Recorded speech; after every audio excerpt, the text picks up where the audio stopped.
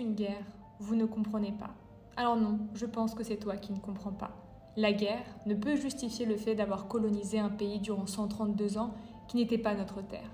La guerre ne peut justifier le fait d'avoir enlevé des droits aux Algériens pour en donner plus aux pieds noirs. La guerre ne justifie pas le fait d'avoir exploité les ressources d'une terre qui n'était pas la nôtre pour nous enrichir. La guerre ne peut justifier le fait que lorsque des milliers d'Algériens ont manifesté pacifiquement à Paris, la plupart d'entre eux ont été noyés dans la Seine par les Français.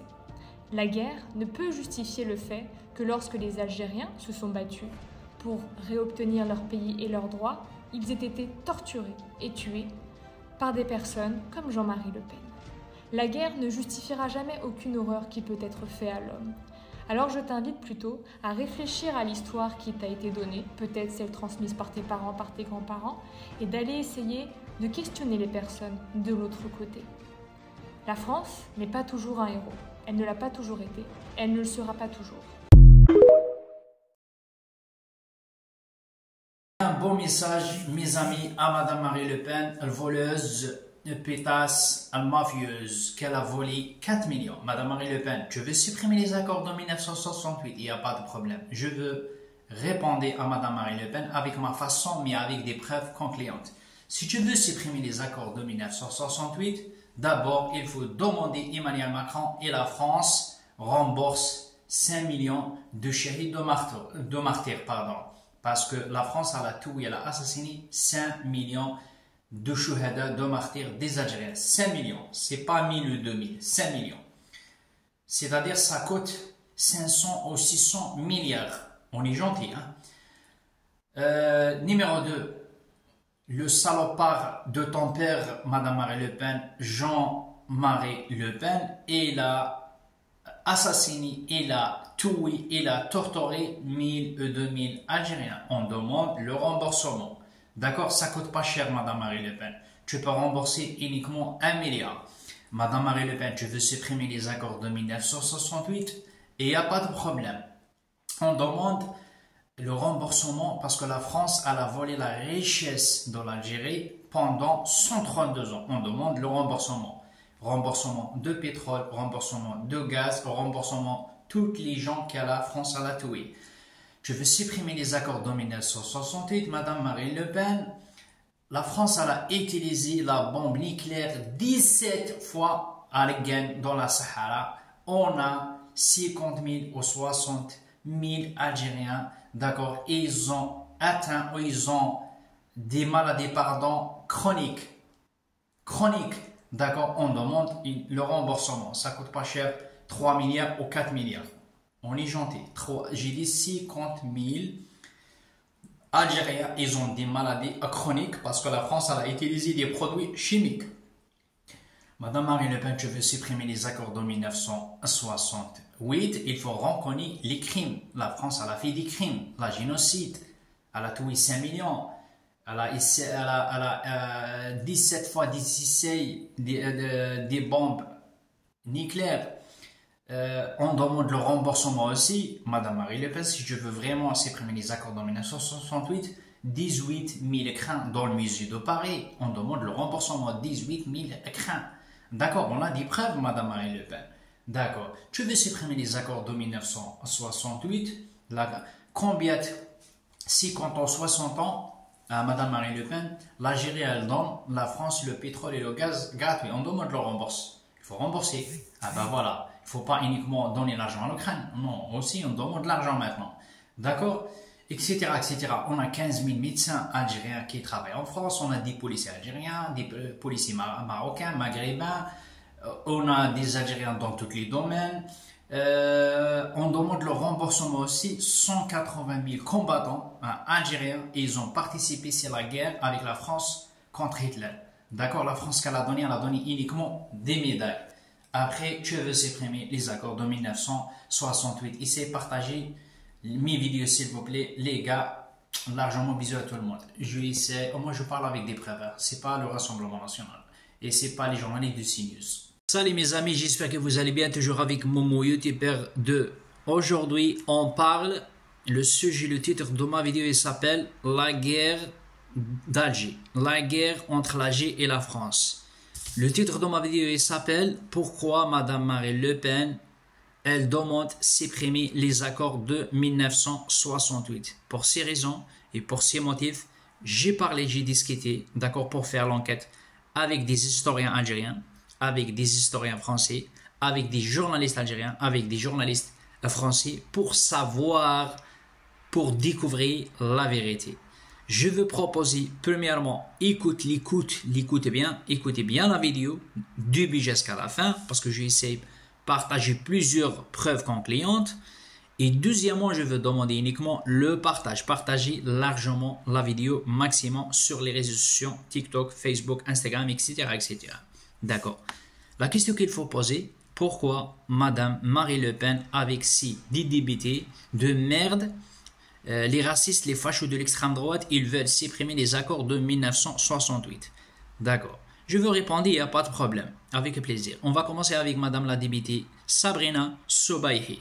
Ce qu'elle a dit avant-hier dans le Parlement et devant face Madame Marine Le Pen, voleuse mafieuse.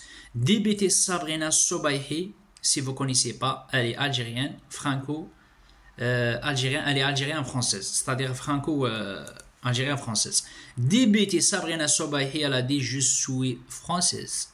Et oui, je suis aussi algérien et aussi fier de mon histoire. J'ai dit la même chose. Je suis algérien comme toi et je suis fier de mon histoire. J'aime la France, j'aime l'Algérie et il n'y a pas de problème. Madame Marine Le Pen, stop ton racisme vers ou contre les Algériens de France. Pourquoi? Parce que tu ne connais pas l'histoire. Parce que tu ne connais pas l'histoire ferme là. Article numéro 2.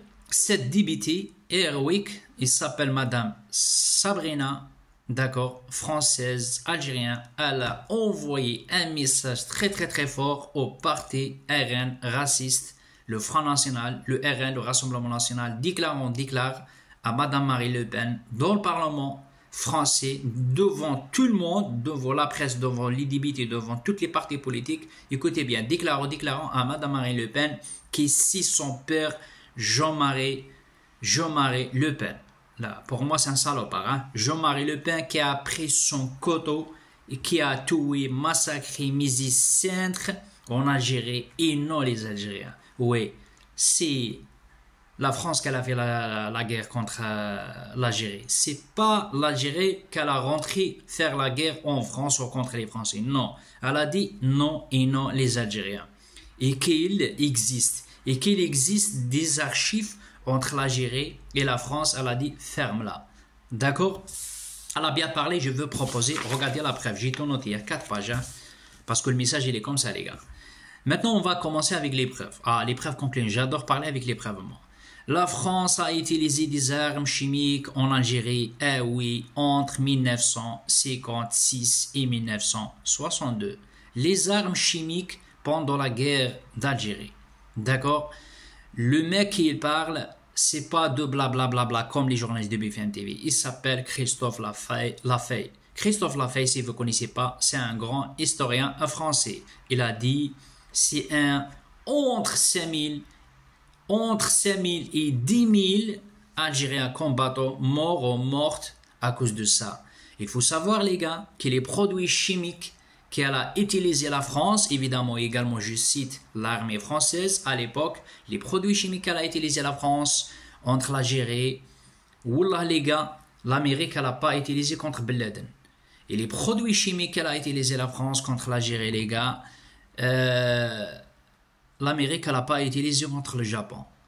Et l'Amérique elle n'a pas utilisé les mêmes produits chimiques contre Ben Laden. Et Netanyahu, pourtant c'est un criminel de guerre, il n'a pas utilisé les mêmes produits contre les Palestiniens. Renseignez-vous bien si vous ne me croyez pas. D'accord. Ça c'est article numéro 3. J'aime beaucoup parler avec les preuves. Article numéro, la preuve et l'article et la preuve concluante numéro 4, l'incroyable. Toujours avec des historiens et toujours avec des journalistes algériens, français et belges. L'incroyable. L'incroyable histoire des crânes algériens au musée de l'homme. Il s'appelle musée de l'homme. Si vous ne me croyez pas, renseignez-vous bien.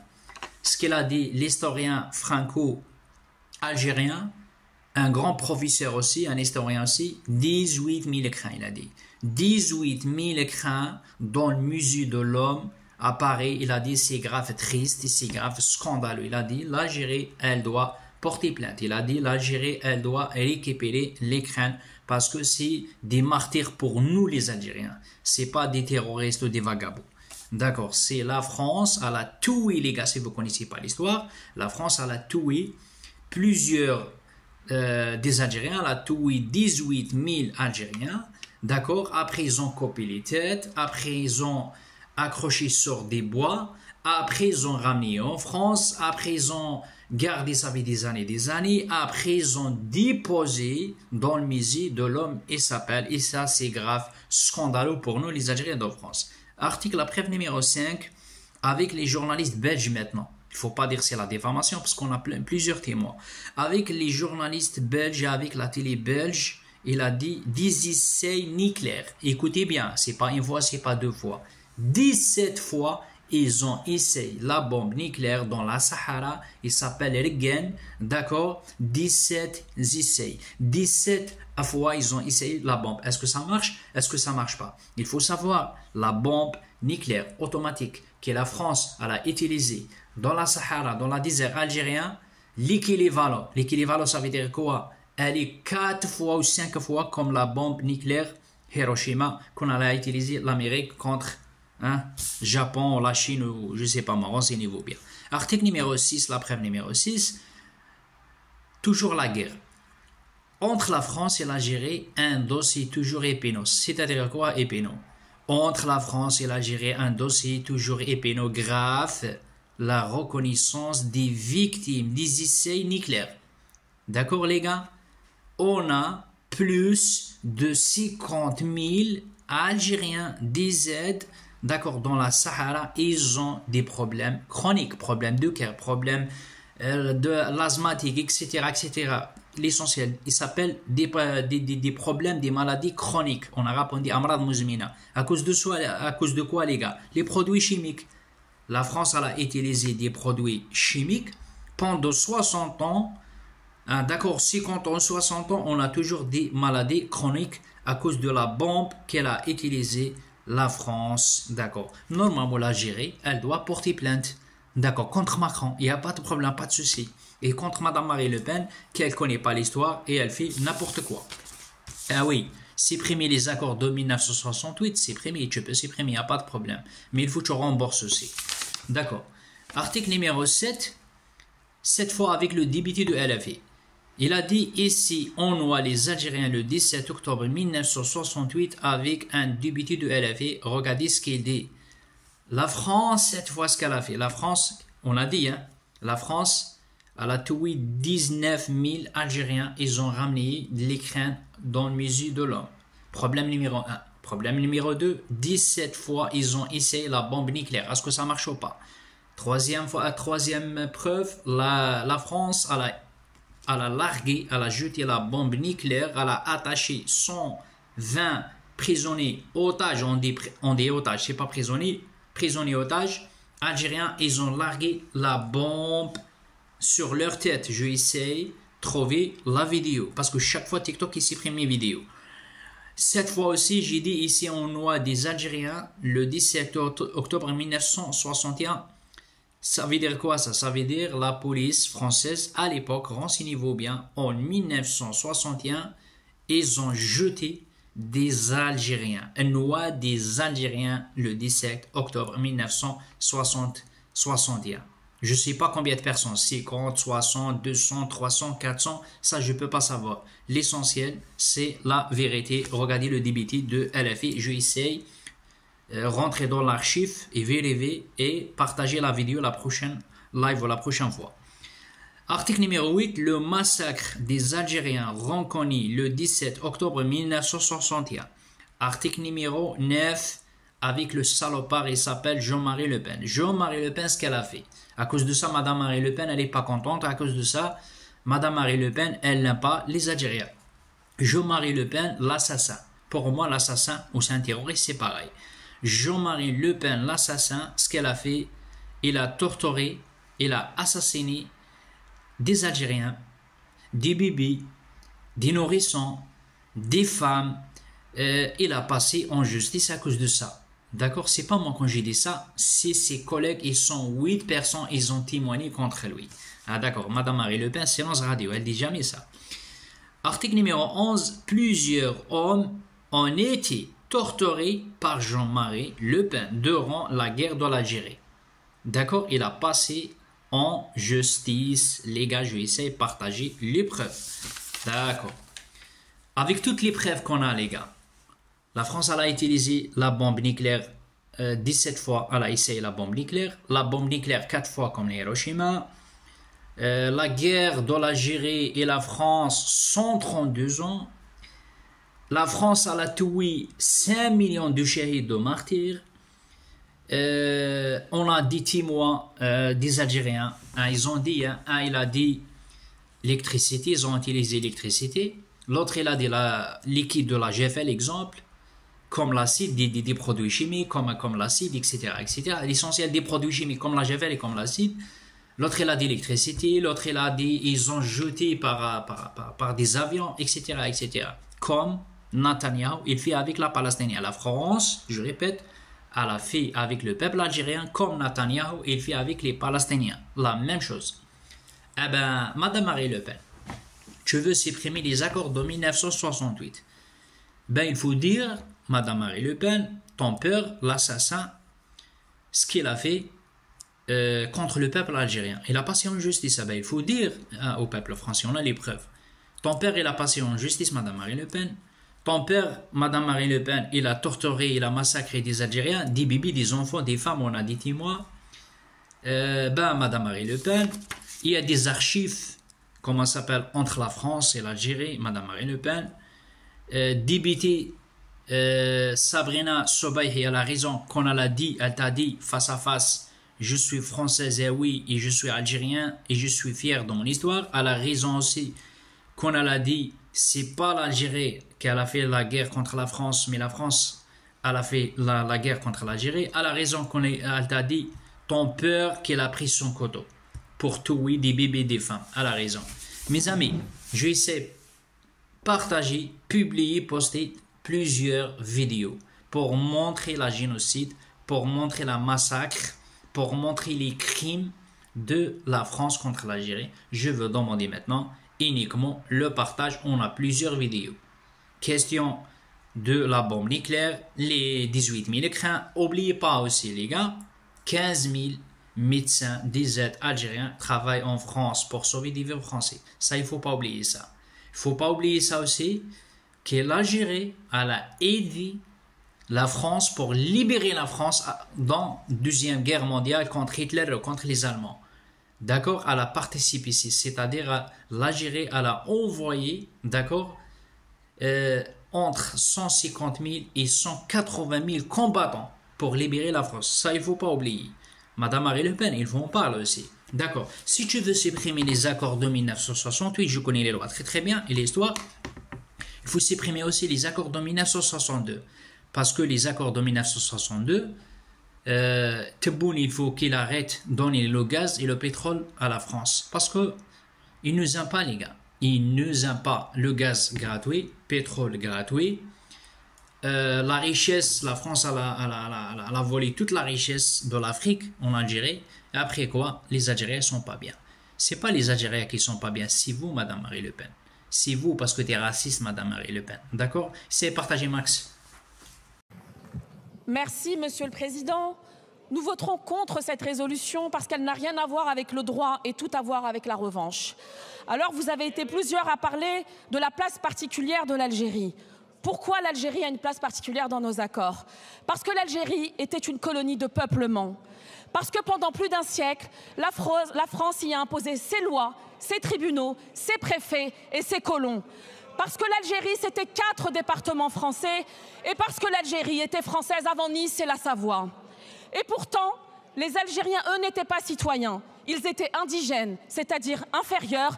Voilà le vrai régime d'exception. Et aujourd'hui, vous osez venir nous expliquer que cet accord de 1968 serait un privilège. Le seul privilège, c'est celui dont ont bénéficié les tortionnaires, les racketteurs de guerre, les nostalgiques de l'Algérie française, qui n'ont jamais été jugés et qui se sont réfugiés durant des années dans l'Espagne franquiste. Vous voulez dénoncer l'accord?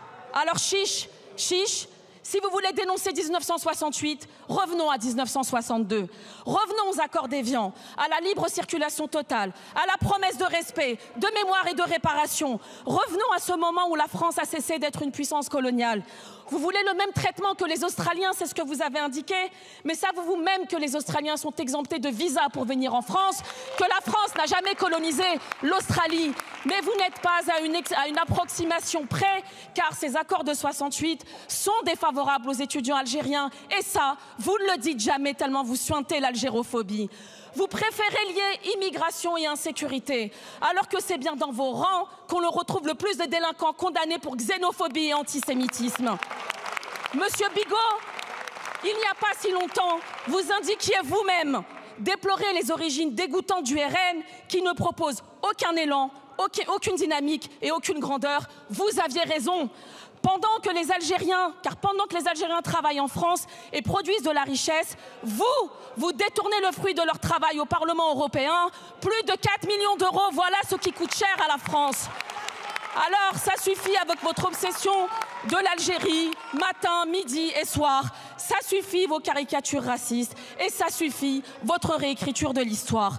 Vous êtes tellement à court d'arguments qu'avant même que je prenne la parole tout à l'heure, j'entendais déjà « voilà l'ingérence étrangère venant de vos bancs ». Oui, je suis française et oui, je suis algérienne. Et je suis fière de mon histoire, car la mienne fait partie d'une lignée de résistants, tandis que la vôtre est le produit de la collaboration. Mon grand-père, lui, était au front pour la France, à combattre le fascisme, pendant que Jean-Marie Le Pen, lui, aiguisait son couteau pour torturer les Algériens et nouer des alliances avec les Waffen-SS pour fonder votre parti politique. Alors je vous le demande, qui est du bon côté de l'histoire? Certainement pas vous. Sur le moment, ça fait mal, mais après, c'est fini. Voilà, bah oui. Le Pen, qu'est-ce qu'il me dit? Il me tient comme ça par la tête, par les cheveux, et il me colle la tête dans le carrelage. Comme ça, il me dit comme ça, comme ça, comme ça, comme ça, comme ça. Et je me suis évanoui plusieurs fois. Il disait à celui qui versait l'eau de continuer, de ne pas s'arrêter. Ils ont enlevé le matelas, ils nous ont ligoté sur le sommet, moi et mon père. Et là, ils ont commencé l'électricité. Ici, Le Pen, qui a actionné l'interrupteur. C'était lui le tortionnaire, le responsable. C'était Jean-Marie Le Pen, c'était le chef des tortionnaires. À Fort-l'Empereur, c'était lui. La nuit du 2 ou 3 février, vers minuit, on était à la maison, en train de dormir. D'un coup, on attendait la porte qu'elle explosait. Là. Et un groupe de militaires là, qui est rentré, qui criait « Allez, debout, debout !» en insultant. Ils rentraient dans les chambres, ils nous font sortir. Tout le monde dehors, tout le monde dehors. Le Pen assis, habillé en parrain, il était bien costaud, il était tout blanc. Il m'a dit, qu'est-ce que tu connais du FLN? Quand le monsieur, moi, je lui ai dit, monsieur, moi je connais rien du FLN, moi je suis un travailleur, Alors il est arrivé vers moi debout, alors qu'est-ce qu'il m'a dit? Il m'a dit, moi aussi je travaille. Il m'a dit à poil, Tout nu, j'ai enlevé tous mes habits, tout. En France, nouvelle polémique autour de Jean-Marie Le Pen. Le Monde publie ce soir de nouveaux témoignages inédits d'anciens militants ou sympathisants du FLN qui affirment avoir été torturés par le président du Front National pendant la guerre d'Algérie. Jean-Marie Le Pen veut saisir la justice. Il dénonce une manipulation liée aux élections législatives. Philippe Boissery, Gaël Chauvin. C'était en février 57 dans la Casbah d'Alger. L'armée française fouille chaque maison à la recherche d'armes et de militants indépendantistes du FLN. Dans la nuit du 2 au 3, le lieutenant Le Pen est là. 4 témoins racontent aujourd'hui leur torture, comme Abdelkader Amour. Après avoir été électrocutés, ils ont alors pris l'eau sale des toilettes, raconte-t-il. Ils m'ont étalé une serpillière sur le visage et me l'ont fait avaler de force. Le Pen était assis sur moi, il tenait le chiffon pendant qu'un autre versait la flotte. Je l'entends encore qui criait « Vas-y, vas-y, t'arrêtes pas ». Des témoignages qui ne surprennent pas les historiens de la guerre d'Algérie. Je pense qu'ils sont vraisemblables, je n'ai pas mené l'enquête moi-même, mais ils ne contredisent en rien ce que l'on pouvait savoir depuis très longtemps des activités de Jean-Marie Le Pen pendant la guerre d'Algérie. En 62, il disait dans Combat, j'ai torturé parce qu'il fallait bien le faire. C'est une manipulation particulièrement déloyale, me visant personnellement. Et venant après le lynchage médiatique du deuxième tour des présidentielles, il constitue un véritable appel au meurtre. Jean-Marie Le Pen a d'ores et déjà annoncé qu'il porterait plainte, même si sur ce sujet, la justice lui a déjà donné tort par 2 fois. Ils m'ont brûlé avec le chalumeau, ils m'ont frappé à coups de trosse, ils m'ont frappé à coups de bâton, ils m'ont donné de l'eau avec de l'eau de javel. Et puis j'étais évanoui. L'Assemblée reconnaît enfin le massacre des Algériens. C'est plus de 60 ans après le massacre du 17 octobre 1961 que l'Assemblée nationale a décidé de condamner la répression sanglante et meurtrière des Algériens commise sous l'autorité du préfet de police Maurice Papon. Petit retour en arrière. Le 17 octobre 1961, alors que la guerre d'Algérie touche à sa fin, une manifestation de Français musulmans d'Algérie est violemment réprimée. Leur crime, avoir manifesté pacifiquement à l'appel de la Fédération de France du Front de Libération Nationale contre le couvre-feu qui leur était imposé par le préfet de police de la capitale, Maurice Papon. Cette nuit-là, puis dans les jours qui ont suivi, des hommes ont été battus, exécutés ou jetés dans la Seine par les forces de police. Un sujet à controverse qui a d'abord été étouffé par les politiques et les forces de l'ordre, censuré dans les médias, puis occulté. Ce drame a été désigné comme la plus violente répression d'État contemporaine jamais appliquée à une manifestation de rue en Europe occidentale par les historiens britanniques Jim House et Neil McMaster. Pendant plusieurs décennies, le bilan officiel n'était que de 3 morts. Aujourd'hui, il est d'au moins 48 morts pour cette seule nuit d'octobre, même si pour beaucoup d'historiens, il dépasse largement la centaine. L'Assemblée nationale a enfin rendu justice à ses victimes. Jeudi 28 mars dernier, 67 députés ont voté pour une proposition de résolution et 11 ont voté contre, ces derniers issus des rangs du Rassemblement national. La résolution adoptée réclame une journée de commémoration officielle à l'agenda des journées nationales et cérémonies officielles.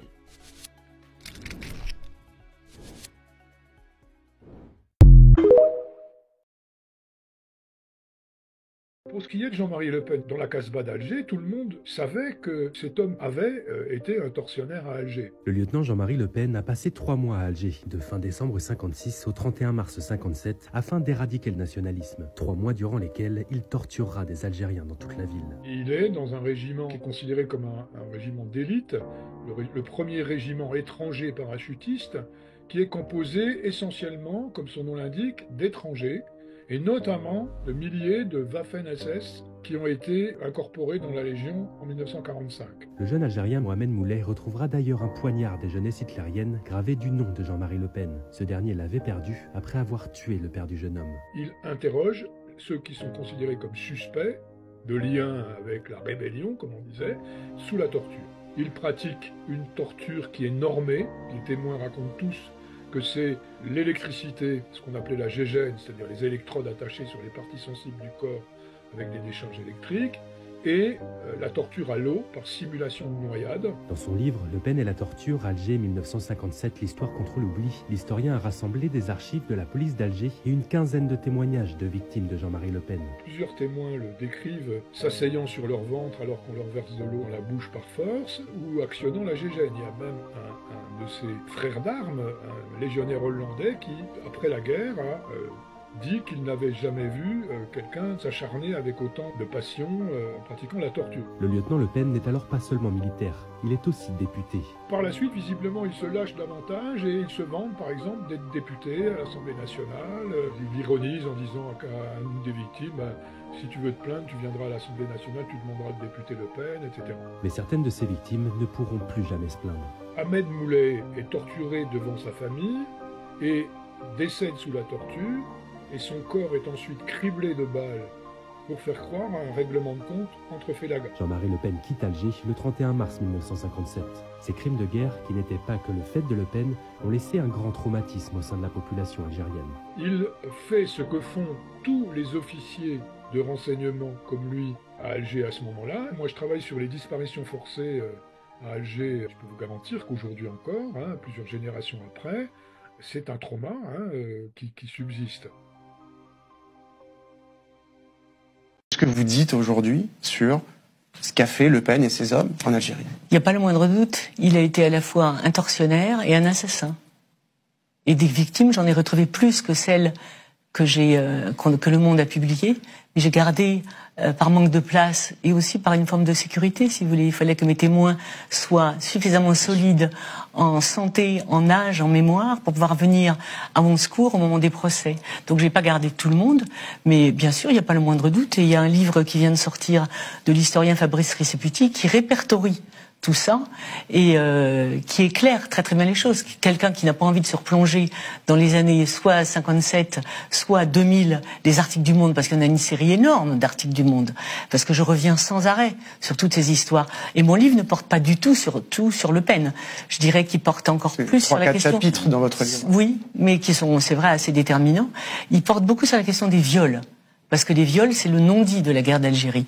Et c'est ce qui pèse aussi encore beaucoup entre Paris et Alger. Oui, le viol des hommes autant que le viol des femmes. Et vous en parlez en effet très longuement dans ce livre. Ici, on noie les Algériens. La photographie du graffiti apparue sur les quais de Seine quelques jours après le massacre du 17 octobre 1961 ne sera publiée qu'un quart de siècle plus tard à la une du journal L'Humanité. Au crime a longtemps succédé le silence, le déni, la fabrique de l'oubli. Sans l'infatigable combat des militants, la mémoire du 17 octobre n'aurait pas refait surface. Grâce à eux et grâce au travail des historiens, aujourd'hui, nous savons. Le 17 octobre 1961, les Algériens vivant en métropole sont appelés à manifester pacifiquement contre le décret du 5 octobre instaurant un couvre-feu discriminatoire visant les Français musulmans d'Algérie. Aux quatre coins de la région parisienne, des cortèges se forment. La mobilisation est massive, entre 20 et 40 000 personnes. Dans la soirée, en quelques heures, près de 12 000 d'entre elles sont arrêtées, beaucoup sont maltraitées, certaines torturées et tuées. Tuées par balles, fusillées, tabassées, noyées. À Paris, à Besançon, Nanterre, Puteaux, Neuilly, à Courbevoie, Asnières, Clichy, à Argenteuil, Colombes, Saint-Denis, à Ivry, à Charenton, la police jette des Algériens à la Seine.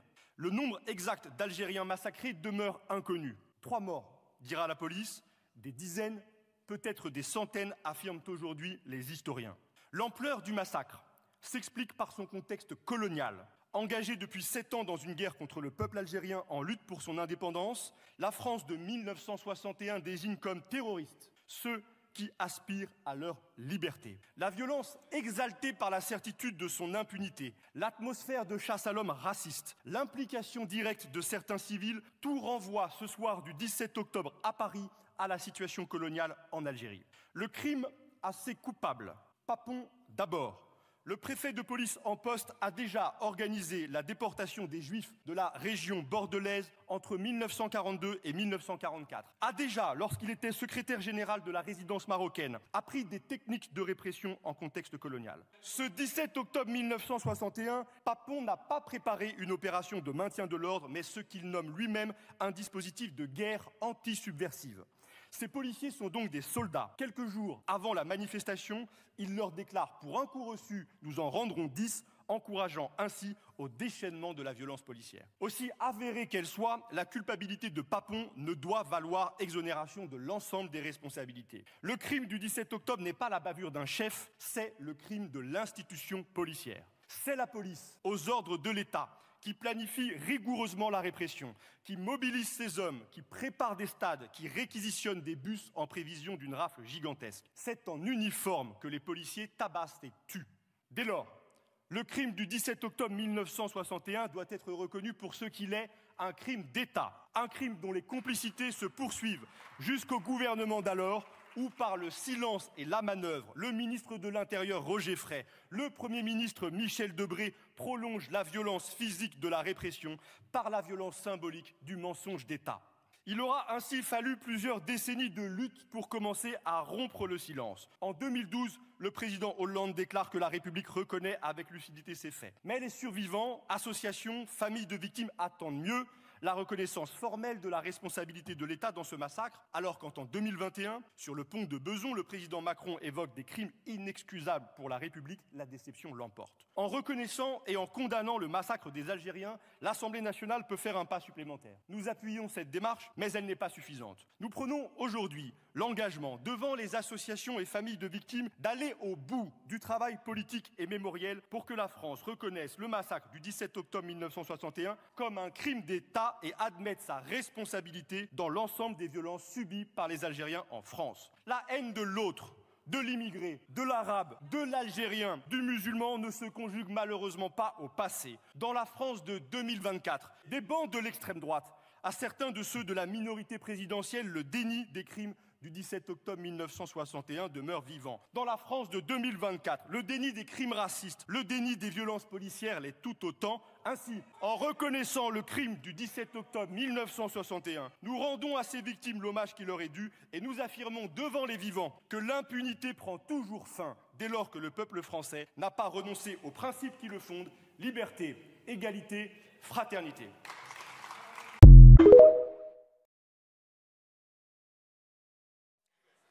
Madame, Monsieur, bonjour.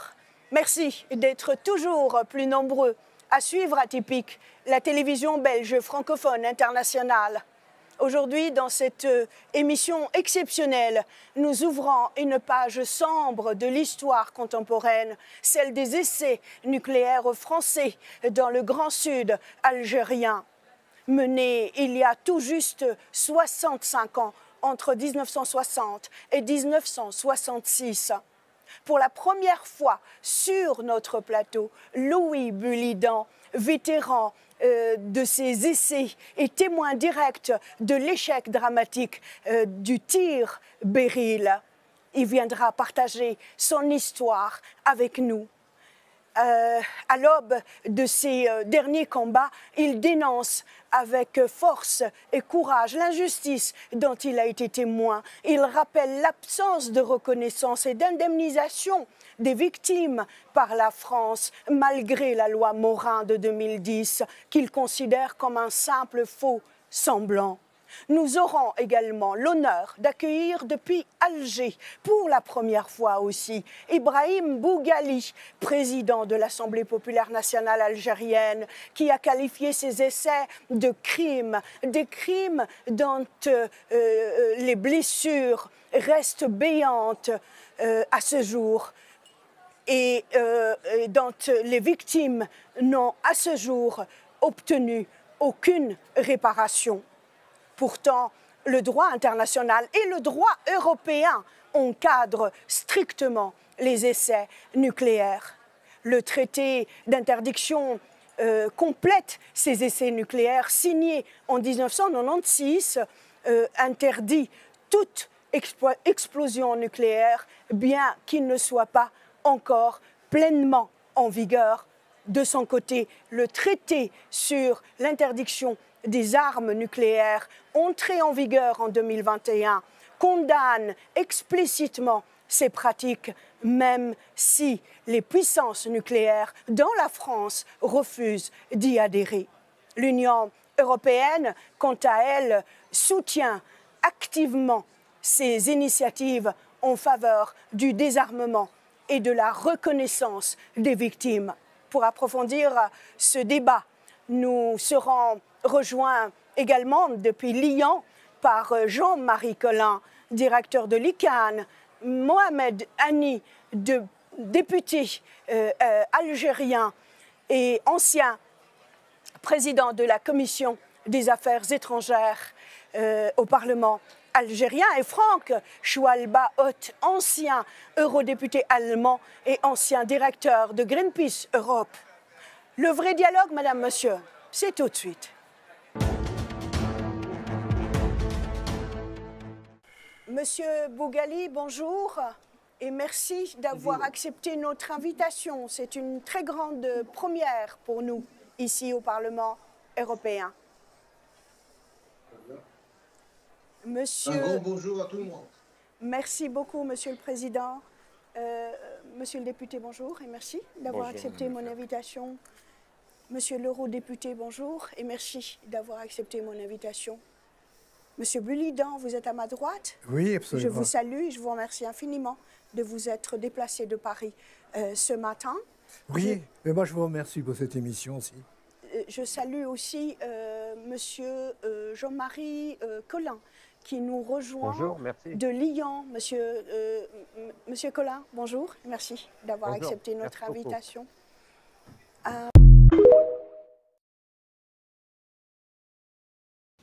C'est ici qu'on a mis tous les crânes algériens, puisque considérant que, étant donné l'enjeu et la polémique en cours, en fait, on les a retirés de la vision du public.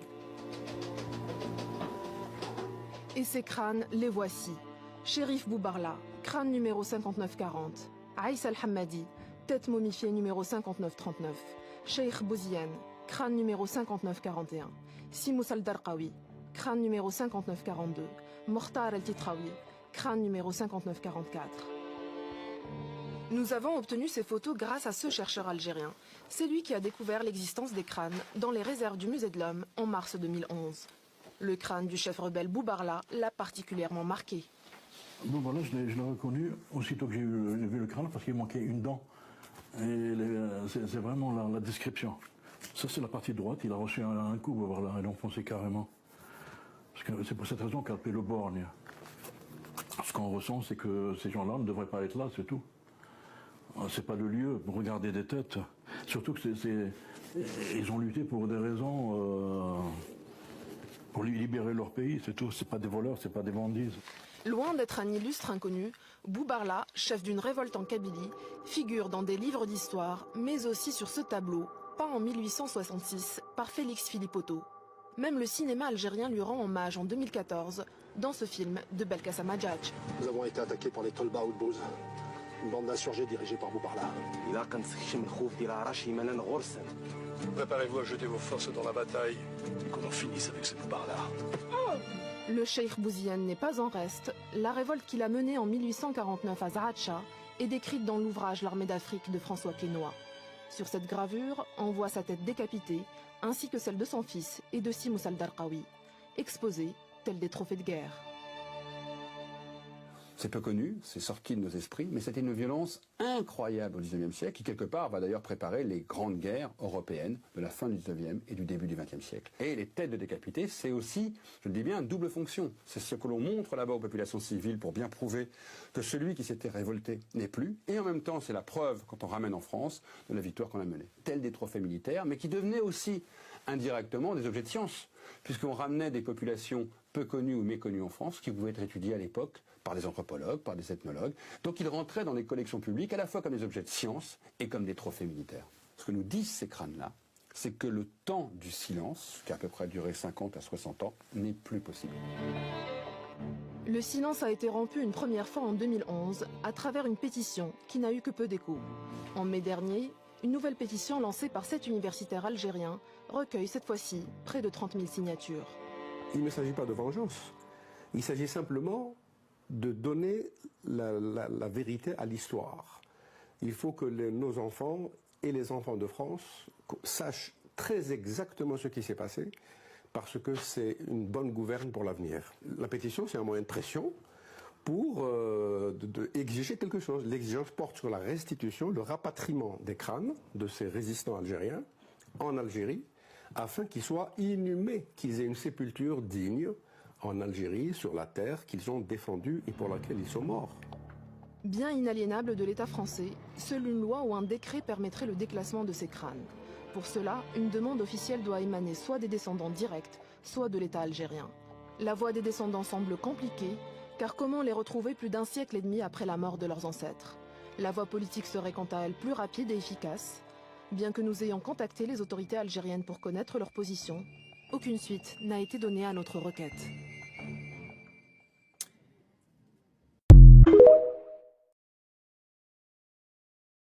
La France a utilisé des armes chimiques en Algérie. Oui, entre 1956 et 1962, les recherches de l'historien Christophe Lafaille révèlent qu'entre 5 000 et 10 000 combattants algériens auraient été tués par ces armes. Il s'agit de la guerre des grottes. Concrètement, l'armée française asphyxiait les personnes réfugiées dans les grottes situées principalement en Kabylie et dans la région des Aurès. Pourtant, depuis 1925, la France est dépositaire du protocole de Genève qui interdit l'emploi en temps de guerre de gaz asphyxiants. Les produits utilisés en Algérie étaient le chloroacétophénone, l'adamzite, un dérivé de l'arsenic, et le kizergur. Mélangés, ils créent un gaz mortel, le CN2D. En se basant sur une petite partie des archives militaires françaises autorisées, 450 opérations ont été répertoriées. Mais il y en aurait eu beaucoup plus. Une archive du ministère des Armées indique qu'en 1961, 903 grottes auraient été traitées par différentes unités spécialisées. La même année, la presse militaire française évoquait même l'utilisation de la forme la plus toxique de l'arsenic. En couverture de magazine, 2 soldats en combinaison butyle et masque à gaz. Pour Christophe Lafaye, la guerre des grottes méconnue du grand public n'a jamais été un secret. 63 ans après la fin de la guerre coloniale, les méthodes les plus brutales restent occultées et les responsables de ces violences n'ont toujours pas été jugés.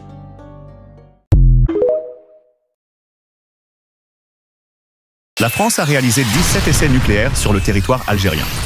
Pendant la période coloniale en 1960, elle a effectué son premier essai dans la région de Regan, qui consistait en 4 explosions nucléaires atmosphériques au cœur du Sahara, dans la wilaya d'Adrar au sud de l'Algérie. Cet essai, appelé Gerboise bleue, était la première bombe nucléaire française, dont la puissance dépassait 3 fois celle d'Hiroshima, provoquant une forte contamination radioactive dans la région, entraînant de graves dommages humains et environnementaux. De nombreux habitants, soldats français et même des animaux ont souffert de maladies et de malformations. Les radiations persistent encore aujourd'hui dans certaines zones. La France a également mené 13 autres essais nucléaires dits souterrains, même après l'indépendance de l'Algérie, conformément à un accord signé. Ces essais ont eu lieu dans une région montagneuse appelée In Eker, à Tamanrasset, au sud-est de l'Algérie. Bien qu'ils aient été réalisés sous terre, certains ont connu des fuites radioactives, comme l'essai Beryl. À ce jour, la France n'a reconnu que partiellement les dégâts, sans indemnisation suffisante pour les victimes, ni décontamination complète des zones touchées. Ces essais sont restés secrets pendant longtemps. Il y a plus de 60 ans, en plein cœur du Sahara algérien, la France testait la bombe atomique. Nous sommes le 13 février 1960, à Regan, dans la région d'Adrar, nom de code Gerboise bleue. C'est le premier essai nucléaire français. La bombe explose dans le désert avec une puissance 4 fois supérieure à celle d'Hiroshima. À cette époque, l'Algérie est encore colonisée. Les populations locales, les soldats, les ouvriers, tous sont là à quelques kilomètres de l'explosion. Sans protection, sans information. Des milliers d'Algériens sont exposés aux radiations. Mais ce n'était que le début. Entre 1960 et 1966, la France réalisera 17 essais nucléaires en Algérie. D'abord à Regan, en plein air. Puis à Ain el-Ker, près de Tamanrasset, dans les montagnes du Hogar. L'un des pires accidents a lieu le 1er mai 1962, lors de l'essai nommé Beryl. La bombe explose sous terre, mais une fissure laisse s'échapper un nuage radioactif. Il contamine tout, les roches, l'air, les hommes. Même des ministres français présents sur place sont irradiés. Et malgré l'indépendance de l'Algérie en 1962, les essais continuent. Les accords d'Évian permettent à la France de rester encore 5 ans. Le dernier essai a lieu en 1966. Puis, la France déplace ses tests vers la Polynésie. Aujourd'hui encore, certaines zones du Sahara algérien sont radioactives. La terre, l'eau, parfois même le sable, restent contaminés. Les anciens témoins parlent de maladies, de morts, d'enfants nés avec des malformations. Mais la reconnaissance, elle, tarde à venir. Très peu de victimes ont été indemnisées. Et la France n'a jamais présenté d'excuses officielles à l'Algérie. Ce que les bombes ont détruit, ce ne sont pas que des dunes de sable. Ce sont des corps, des familles, une mémoire. Le désert n'oublie pas, et les hommes non plus.